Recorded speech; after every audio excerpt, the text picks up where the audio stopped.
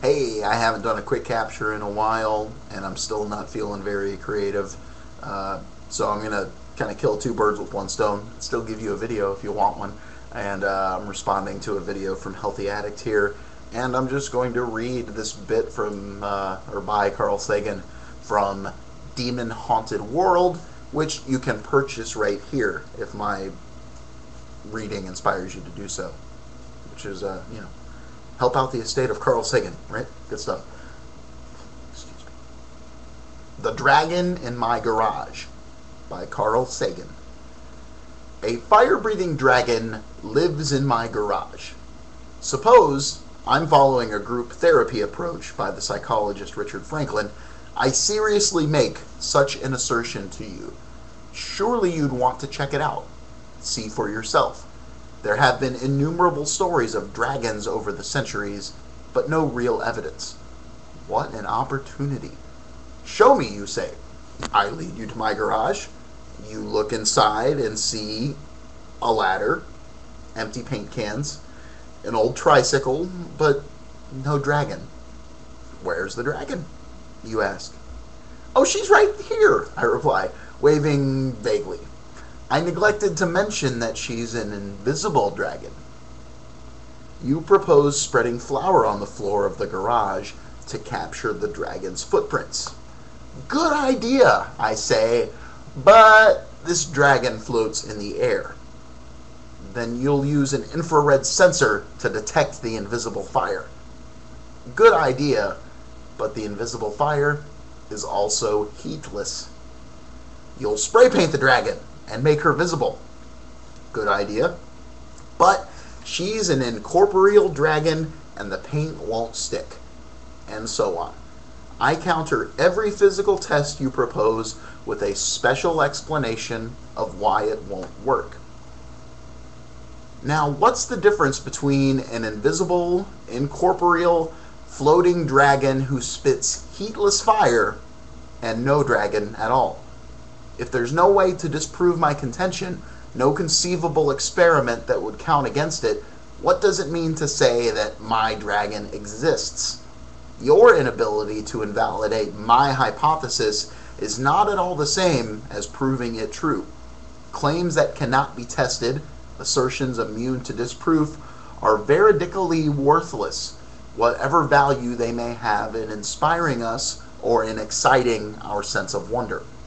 What I'm asking you to do comes down to believing in the absence of evidence on my say-so. The only thing you've really learned from my insistence that there's a dragon in my garage is that something funny is going on inside my head.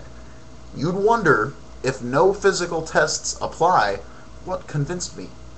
The possibility that it was a dream or a hallucination would certainly enter your mind. But then why am I taking it so seriously? Maybe I need help. At the least, maybe I've seriously underestimated human fallibility. Imagine that, despite none of the tests being successful, you wish to be scrupulously open-minded. So you don't outright reject the notion that there's a fire-breathing dragon in my garage. You merely put it on hold. Present evidence is strongly against it, but if a new body of data emerges, you're prepared to examine it and see if it convinces you. Surely it's unfair of me to be offended at not being believed, or to criticize you for being stodgy and unimaginative, merely because you rendered the Scottish verdict of not proved. Imagine that things had gone otherwise. The dragon is invisible, all right, but footprints are being made in the flour as you watch. Your infrared detector reads off scale. The spray paint reveals a jagged crest bobbling in the air before you. No matter how skeptical you might have been about the existence of dragons, to say nothing about invisible ones, you must now acknowledge that there's something here, and that in a preliminary way it's consistent with an invisible, fire-breathing dragon. Now another scenario. Suppose it's not just me. Suppose that several people of your acquaintance, including people who you're pretty sure don't know each other, all tell you that they have dragons in their garages. But in every case, the evidence is maddeningly elusive. All of us admit we're disturbed at being gripped by so odd a conviction, so ill-supported by the physical evidence. None of us is a lunatic. We speculate about what it would mean if invisible dragons were really hiding in our garages all over the world, with us humans just catching on. I'd rather it not be true, I tell you, but maybe all those ancient European and Chinese myths about dragons weren't myths after all. Gratifyingly, some dragon-sized footprints in the flour are now reported. But they're never made when a skeptic is looking. An alternative explanation presents itself. On close examination, it seems clear that the footprints could have been faked. Another dragon enthusiast shows up with a burnt finger and attributes it to a rare physical manifestation of the dragon's fiery breath. But again, other possibilities exist.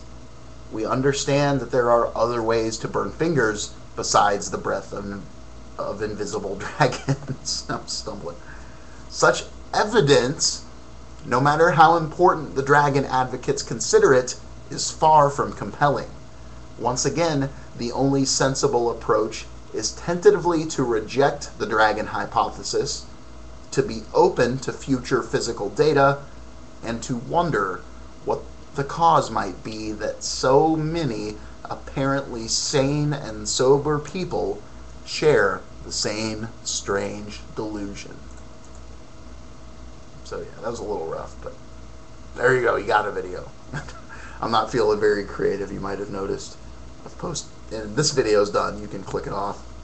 But if I remember correctly, my quick captures have this tendency of chopping off early, which is another reason I'm doing this test. I just want to see what happens. But yeah, I'm not feeling too creative right now. I think I'm kind of burned out post-semester and everything else. That's even been a few weeks, but so I posted a music thing, but that was something I'd written years ago. And there's the evolution video contest, but I took a while writing that, and then actually someone else took the liberty of editing it down to where it fit, so I didn't have to do too much thinking for that either. I just kind of had to make the video, which was nice. And reading The Origin of Species, again, doesn't require much creativity out of me, so that's my apology. And here I am doing some more non-creative stuff. And yeah, I want to test the quick capture, so blah blah blah blah blah. I think I'm going to hit stop, not now, but soon. So if you're hearing this part of the video, and I guess I'll do a little countdown to when I click the stop button, but if this whole speech plus the countdown gets in there, then that means my quick capture is working, which is cool, because that means I might do more quick capture videos, which means more videos, because I don't have to go through the whole writing, recording, editing, upload, I like quick capture, but only when it works. So yeah, 5, 4, 3, 2, 1, click stop.